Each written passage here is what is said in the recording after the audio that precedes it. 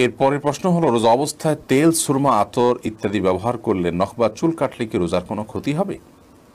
রমাদান মাসে রোজা অবস্থায় তেল, সুরমা, আতর এগুলো ব্যবহার করলে রোজার কোনো ক্ষতি হবে না। ঠিক একইভাবে চুল, নখ ইত্যাদি কাটলেও সিয়ামের কোনো ক্ষতি হবে না, কারণ এগুলোর কোনোটাই খাদ্য কিংবা খাদ্যের সাথে সাদৃশ্যপূর্ণ কোনো বিষয় নয়। যদি আপনি রোজা রেখে খাদ্য গ্রহণ করেন, পানীয় গ্রহণ করেন, কিংবা খাদ্য বা পানীয়ের কাজ দেয় বা এটার সাথে সাদৃশ্য হয় এরকম কোনো কিছু আপনি করেন, তাহলে সেক্ষেত্রে সেটি সিয়াম ভঙ্গের কারণ হবে।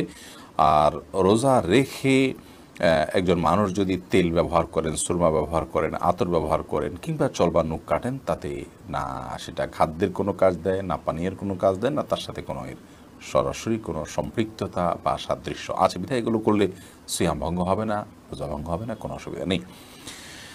মাজেদ মুন্সি আপনি লিখেছেন, সাহরির মূল ও উত্তম সময়